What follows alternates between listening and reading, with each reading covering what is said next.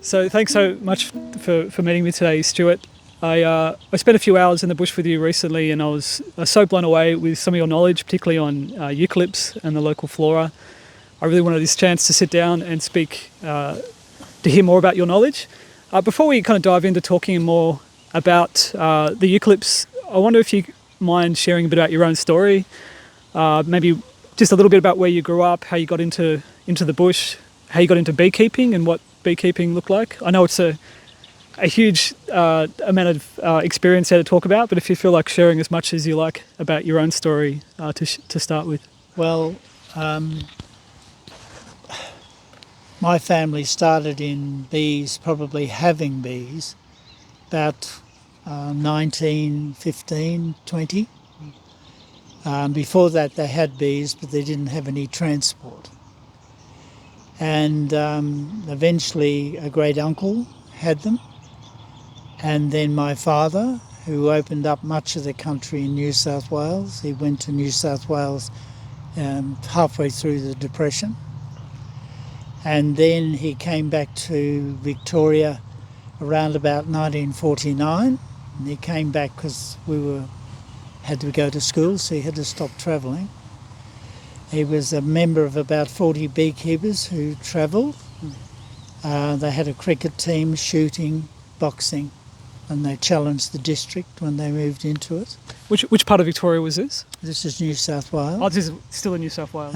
But he'd started off in the Box Ironbark and in the Western District of Victoria and south, more south than north. They weren't working the mallee at that stage. And enormous crops of nectar were produced. You cannot believe how much, and it doesn't produce anymore. Especially the big yellow gum crops that basically bought a lot of properties in the Western District, beekeepers. Then I grew up in it, as my brother did. We ran about 2,500 hives, and we ran them over 3 states, as far as to the centre of New South Wales, basically the rivers in New South Wales, and then in the whole of Victoria, but not Gippsland. Were you still based in New South Wales? You were travelling around a lot, but were you still based? I was personally based in Bendigo, being the centre of the state. Yeah, right. We were going to settle down either at Inverell, Albury or here, and this way we came back to, because he was Victorian. And they talked every day on what eucalypts were doing, what it looked like, how it budded, whether it was going to yield, trying to judge up to 14 months ahead what would happen. And then afterwards they'd sit around and they'd talk about what happened and why it didn't work out as they expected. And this just went on continuously, basically for 80 to 100 years. Wow. And that knowledge was handed on verbally. And through experience, of actually experiencing it, if your living relies on something and you have to judge 12 months ahead, it tends to make you concentrate. So the Box Ironbark I've worked in the Box Ironbark all my life, and I've worked in the forest around Bendigo all my life. Just about every day I had experience with it.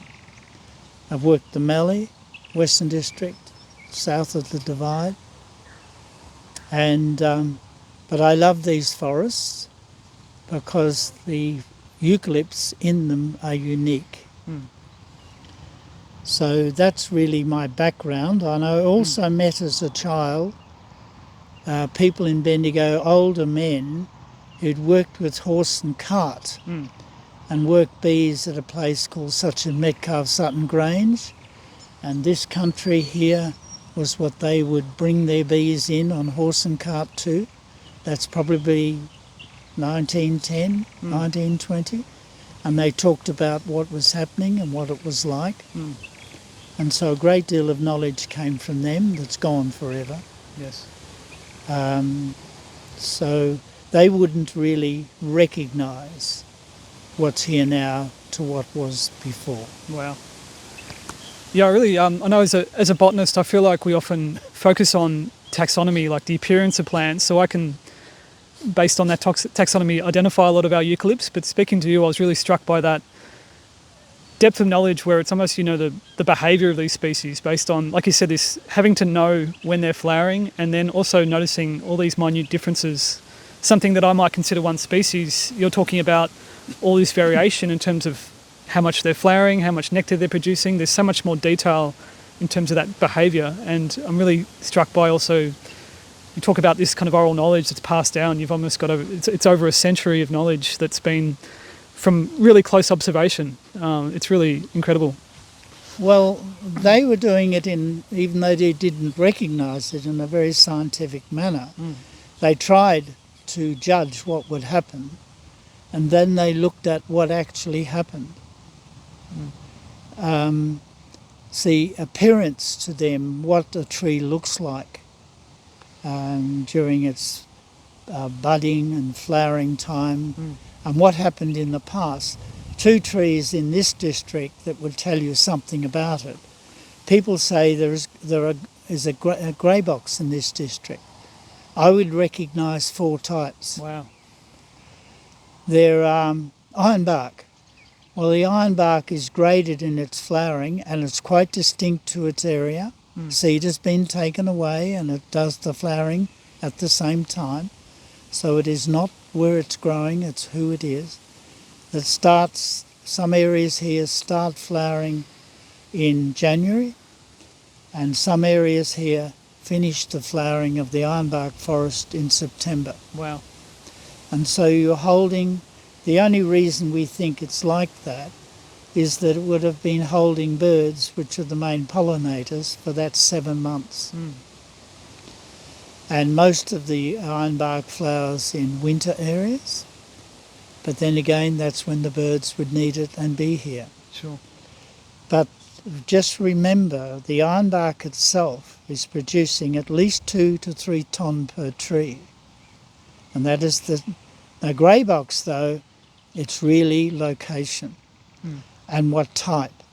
The grey box in the northern plains is a bigger tree, scrubbier tree, larger leaf. And it produces a darker honey and it can kill bees. Is that right? Yeah. So this infiltrates into the edge of the box ironbark, but most of the grey box in the ironbark is a totally different tree.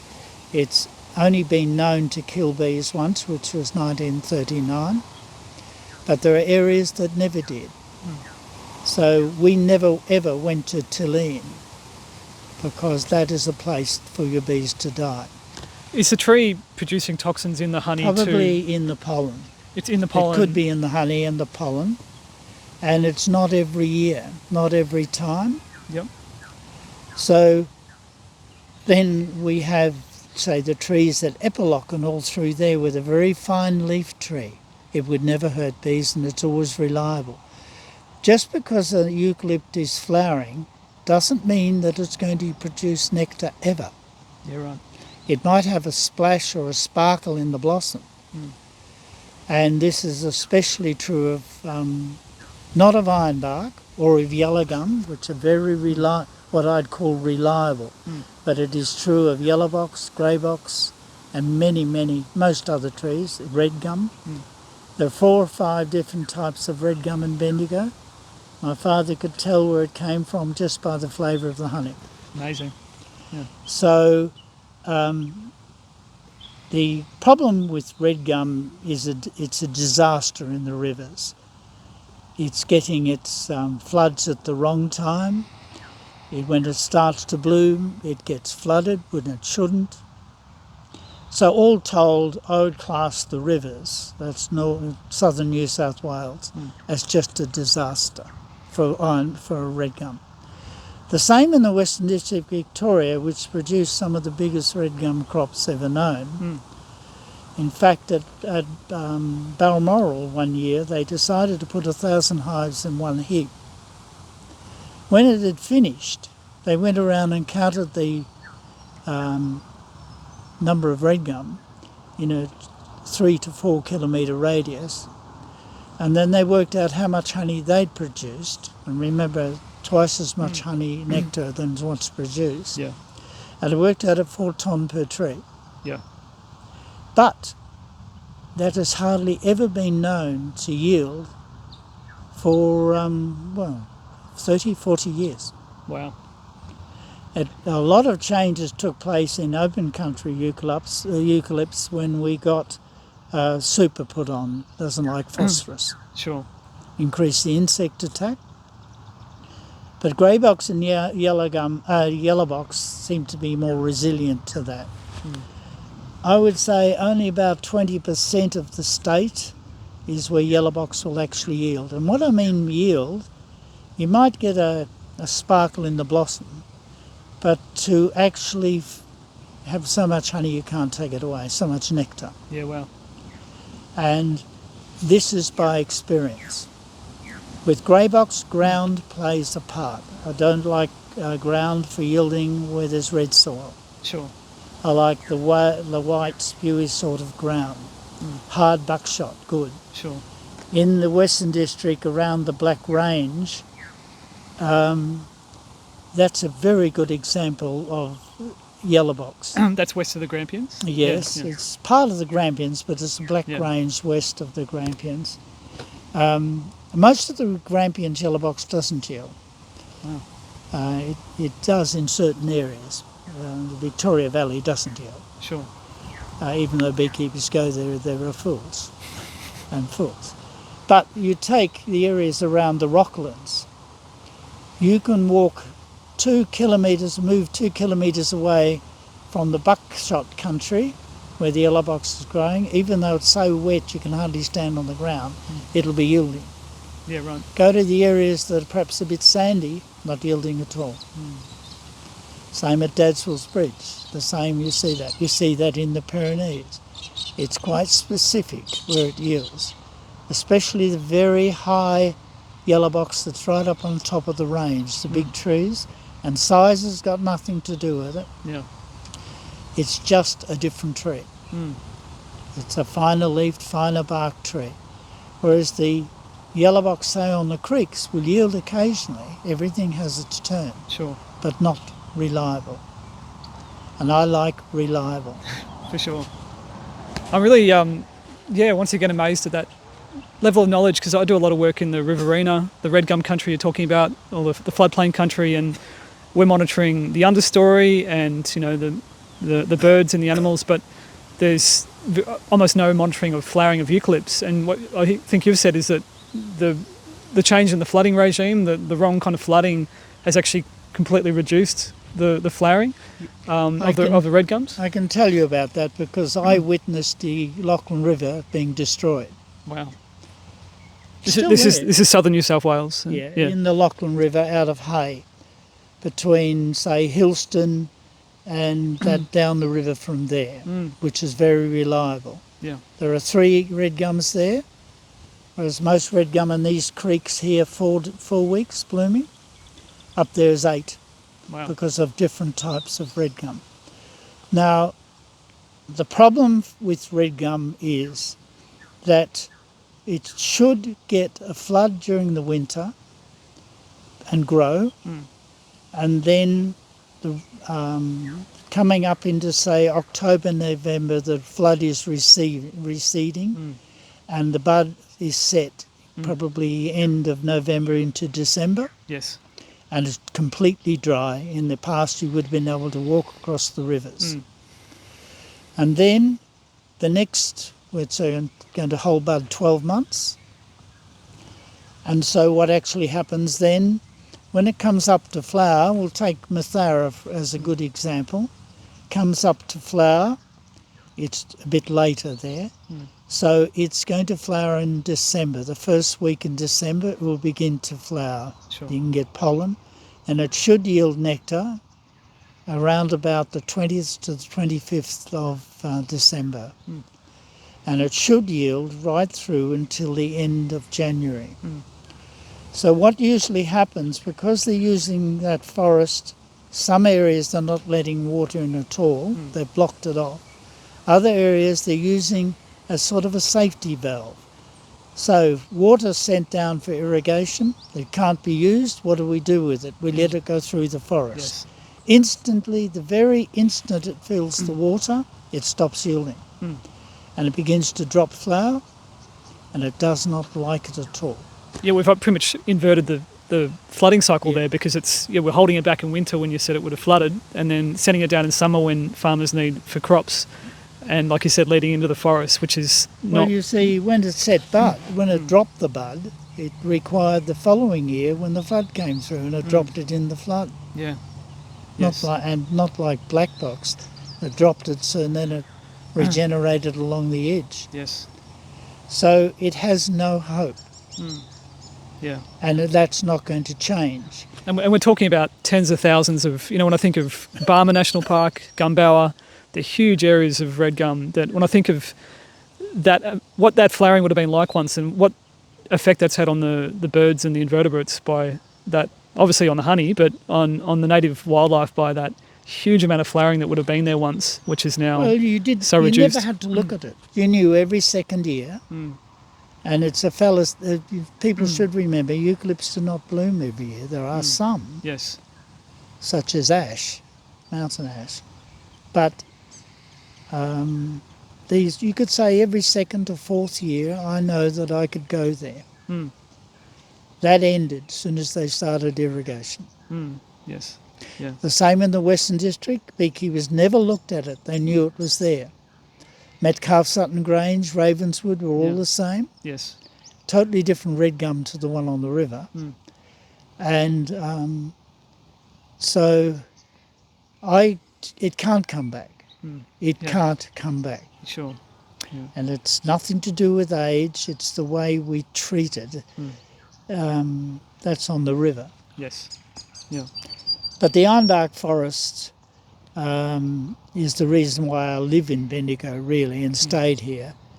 And we could say that at least 3 times every 10 years it would produce an enormous crop. Wow. It's a tree that is either on or off. And ironbark would begin to grow from one end of its range to the other, that's tricarpa. And it should set bud in November. Sure.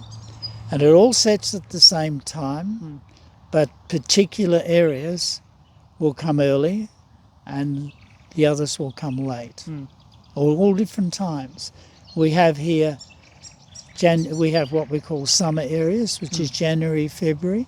Then we have March, April, autumn areas. Yeah. And then there are areas here running towards the hills. Wow. And every patch of ironbark in the state, just about everyone, runs like that. Yeah. Yes. Whereas yellow gum is the tree with the most variation that I've found in the state. You could say that from Seymour to taking in Bendigo all through to Bialaba, Denali, Maryborough, especially Bendigo, can grow and set bud in December. Sure.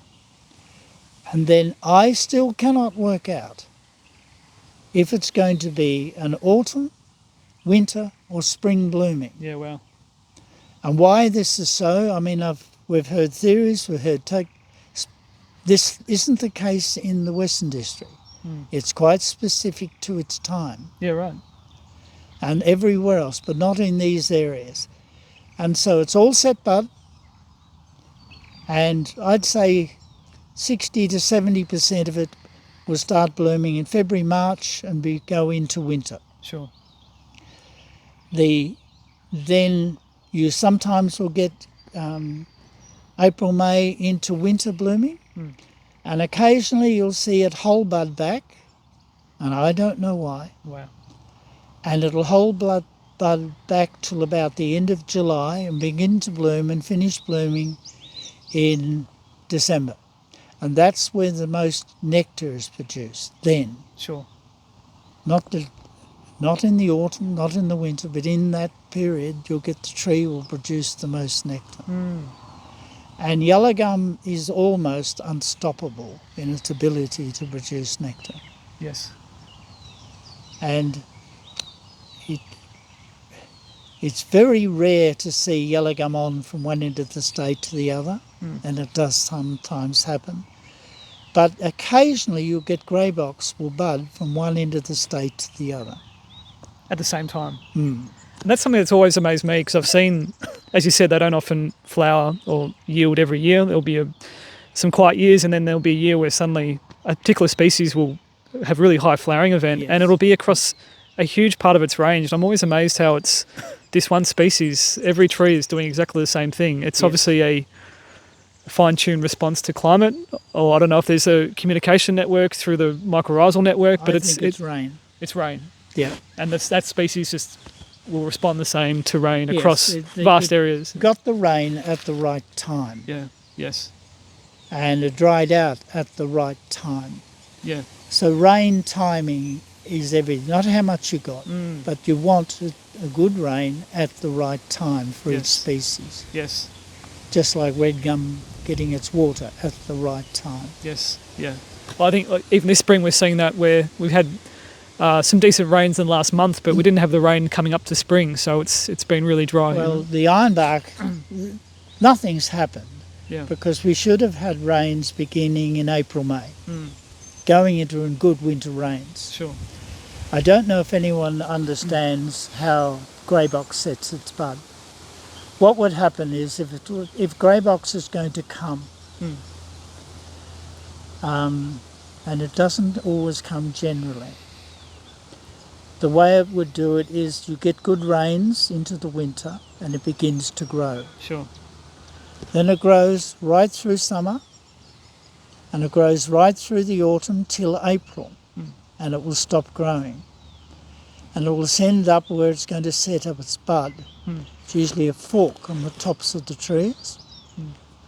And then it will begin to grow again. It'll stop growing with these forks but no bud on it. Sure.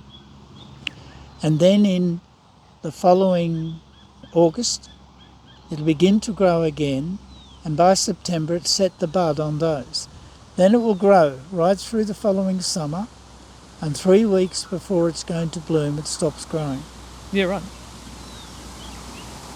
Now there's a difference, for example, between grey box and Bendigo and grey box and Maryborough. Maryborough is about 10 days later. Wow. And it's only, what, 50 k's apart? Yeah. So that's the complexity of budding. And my job has always been to judge that. And I like the tree to look right. I'll use some of the words we use. Yeah. I like it to actually look hot. It looks healthy. Yep. Especially yellow box. Yep. Ironbark can yield with one bud on it, but this isn't so with Sure. other trees. And a grey box needs to be a good general budding to be reliable.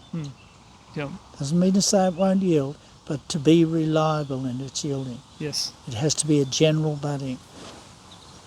Not so with yellow gum, but it certainly does with red gum in an area. It needs to be on, and the same with yellow box. Sure. You can't just have scattered buddings and expect to produce big amounts of nectar. Sure.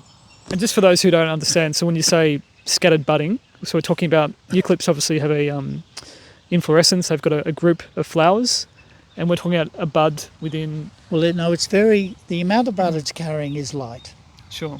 a small amount. Sure. Yeah. Doesn't affect yellow gum or ironbark, but every other eucalypt I know, yes. Now the mallee, I love the mallee. I especially love the sunset country. Yeah. Because so much of the mallee has been cleared. Some of the greatest mallee country no longer exists.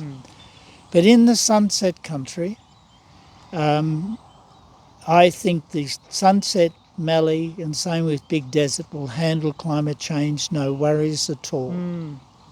It really doesn't matter to it if it doesn't rain for the next 2 or 3 years. Yeah. As long as it gets a big rain at some stage. It's a tree that is boom and bust. Yes. Which mallee species? So, The species I would be working would be white mallee, giant angular, yep, all the oils, yep, yellow mallee, yep. and there are a couple of others. Mm. And it likes good rains coming up to it and it begins to grow. Mm. Now, some of the mallees, such as acorn mallee, holds bud 3 years Mm. and will set 3 lots of bud. Incredible. And if you get a big drought, it'll drop the first set and Yeah. wait for the second. Wow. I've seen it so dense, it tears the combs apart when you try and extract it. Yeah, right. White mallee, though, and giant angular, I consider them the most reliable. Some think that some of the oils are. Yeah. So what you get on the mallee is you'll get a full run. Let's say it's dead off. There's no bud, no flower. Yeah. You get the rains at the right time in the spring, especially winter, spring, and then into summer. And they will set bud. Now, most of the mallees hold bud 12 months, but white mallee isn't like that. I mean, it can 6 months. Yeah, okay. And there are 2 types of white mallee that we work.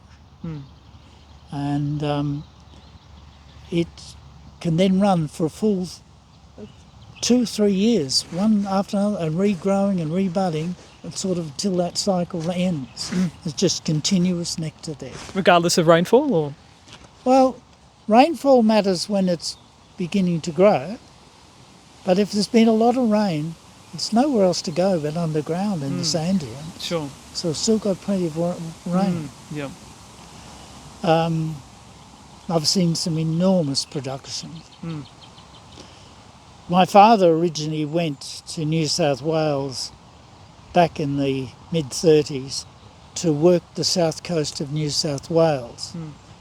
And he saw that where the bullock teams couldn't get into the gullies, and so it was original. Working the ridges, and he came in on the end of one flow of nectar, one tree after the other, where it had produced nectar for 3 years. And there was so much nectar coming, especially from the bloodwood, that it sent down nectar like cobwebs through the forest. Wow. And it fermented. So they put all their bees in one heap to drain all the nectar out of it and let it come back up. Wow. They hired ships at Bateman's Bay to ship the nectar, the honey they produced, to Sydney. Wow. And do these areas ever produce like that now, or is No. this was just? You back would then? get spotted gum and you would get an occasional flower, particular. No, Wow. that ended probably early to mid-60s. Wow. Because then they could get into the gullies with the bulldozers and whatever, and Right. they stripped it and made matchsticks out of it. So it's once the more heavy machinery arrived, then they they made could. matchsticks out of it. Yeah. A bit like the Central Highlands at the moment, where that's the biggest crime I've seen in my life, environmental crime. I cannot believe what they have done to the mountain ash. It appears to me that the best of it is what burnt, and it's all come back in its natural way, and it's a picture. Yes. Yeah. But what they've cut Yeah. is actually a crime. No doubt. Yeah. And it doesn't not regenerating properly because of deer, Yes. and much of what has been cut had to be replanted with tube stock.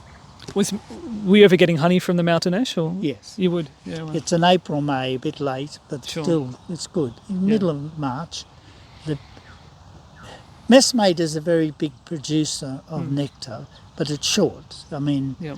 if you get a month to 6 weeks out of it, that's short for eucalypt. Yeah. Yeah.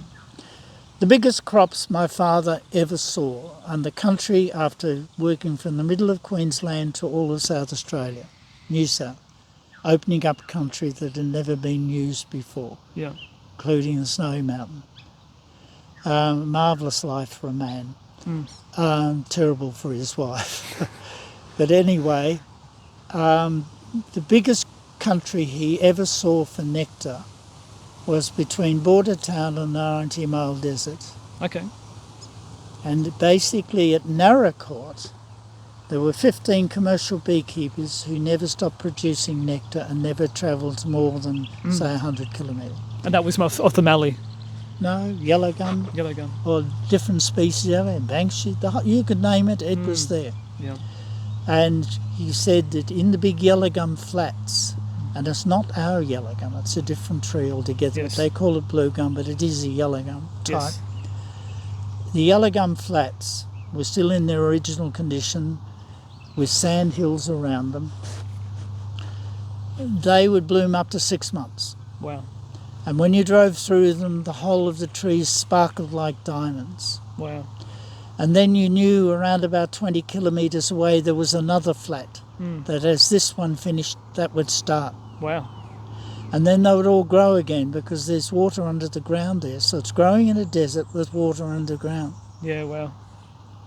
And nothing he'd seen from the middle of Queensland, South Coast, Victoria, nothing. And they cleared the lot and put loose in it. Wow. And that's only, what, in the last 70 years? Or? Yes, it happened, basically it happened in the 50s into the 60s. Yes. And nobody thought about what they were doing because none of them seemed to understand what they were doing. I know the little desert was nearly cleared as well, wasn't it? Like, we were lucky that there was a cam. Very hard. They fought to. Beekeepers put most of the tracks in the little desert. Is that right? Some families would go over and live in there over winter Yeah. on the Banksheet. Wow. And they had to fight really hard to save that block, didn't they? Well, it was saved by everyone. Yes. Yeah. Yeah. And the only way to save anything is that everyone, ordinary public, becomes interested. Yes. Yeah. But it's a terrible thing to think back of what has actually gone Yes. and shall never recover. I mean, yellow gum is in many ways the drought tree for nectar, for all the species that lived on it. You can imagine yellow gum blooming from Seymour to the Flinders Ranges, running actually on the ground, nectar, Wow. year after year after year. Imagine white box from Seymour all the way to the edge of Queensland, Yeah. and enormous production of nectar. Yeah. Forgetting about beekeepers or anyone else, just enormous. Yeah. Now there's 400 hectares left of actual original. Yeah. Yeah, once again, I just think of the fauna that would have sustained. It's just so much food. Yes. Yeah. I don't think we could imagine. I remember a great uncle telling me that if you slept in the bush, it was so noisy you could hardly sleep at night Yeah. Wow. Whereabouts was that? That was, in these forests. wow. It's incredible. And now you hear nothing. Yeah. Yes. I still feel like the Box Ironbark is still so rich in birds, and it's Well, it has to be fought for yes. Yeah. because it has been fought for. Yeah. We put a big effort in to get the Wellsford into park Yes. because it missed out on the last issue of parks because forestry argued they could produce wood here that was economic. I wanted to ask you more about Wellsford. I mean, just do you want to maybe just introduce what Wellsford is, which part of the Bendigo forest it Wellsford is? runs from Bendigo itself east to the Campaspe River. Sure. And it's the largest actual area of ironbark that I know. And basically it's an ironbark forest. It's got grey box yellow gum in it. It's the largest block of ironbark you know anywhere, or in Bendigo? Rushworth is Sure. big, but Yeah. here, I mean, it's just ironbark. Yes. And it contains all the different types of blooming. And when the parks were initiated, about 61, 62, the Wellsford missed out, the Wellsford Forest. They made a regional park close to Bendigo on the argument that forestry needed to cut wood. Then the Rushworth Mill, when it was offered money, which was the reason why they were cutting the wood, sending it to the Rushworth Mill, and they were just making fence palings out of it. Sure. They took the money and ran, so there was nowhere. Yeah, right. The real thing about the Box Ironbark is that these forests supplied high quality sleepers to railways in major towns. and the government subsidised the production of that ironbark sleeper. Yes. Every forest had its own foreman, Mm. and there were cutters in each forest. Yeah. So the Wellsford was cut to the ground and has recovered since the gold mining. The Wellsford then was attacked by coarse dodder laurel, and they were going to lose it all. So that's a scrambling plant that is Yes. parasitic on other shrubs Yes. and things. So this forest, they initiated what they call down Plant Road, a eucalypt, and they decided to cut the dodder and sell it as feed, and then they cut the eucalypts to put in the plant, and they re-established the forest. You can use dodder as feed for stock, can you? Yeah. Yeah, right. So to cattle and sheep and... Yeah, right. And I think in these forests, that's how the wallaby spread it. That's right. Anyway, so that's actually, so they slowly brought it back. Some areas they didn't put much work into is still a bit crowded, but I don't mind a forest being crowded. I don't believe in thinning it, but then again, that's controversial, but that's me. So we wanted, most of Bendigo has gone into reserve, but we wanted this beautiful piece of forest to go into the reserve system. So VAC was willing to accept and look at this, along with Wombat, Mount Cole and the Pyrenees. And they found that the eastern section of the Wellsford Forest was of a standard that it could be a national park, and that the western section could join with the regional park that was already there. Yeah.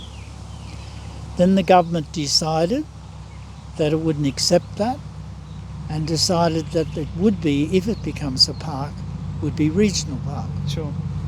which allowed, in our opinion, allows Fosterville Mining to mine in these forests.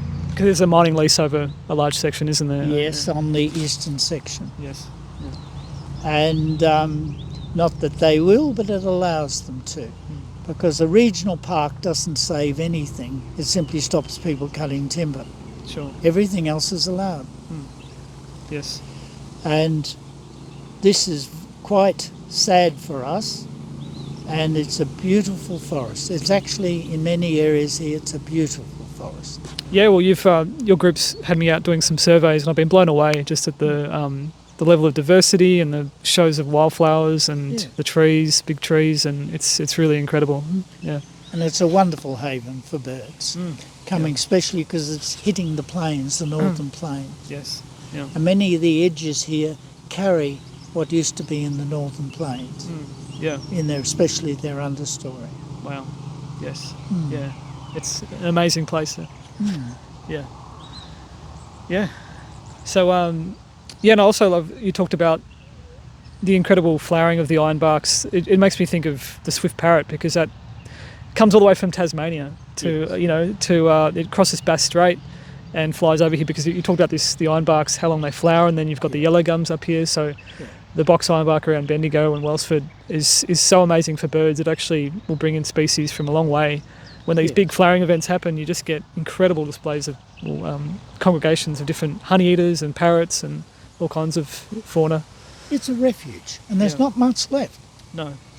The real problem for the box ironbark, the one that future generations will really have to consider, is that it's isolated. To put corridors somehow between these forests, so it operates as one forest. Yes. That is something worth doing. Definitely. Yeah. You could have woodlots, you could have roads upgraded, everything just to produce these links. Doesn't have to be dead straight Yes. Yeah. or very wide, Yeah. and that would make these forests live. Yeah. We often thought that coming from the cow swamp on the Murray, down the Bendigo Creek to here, linking the Bendigo Creek to the Wellsford, which could link into the Campaspe River, then into the mountains, then into Heathcote, is a wonderful thing to re-establish. Definitely.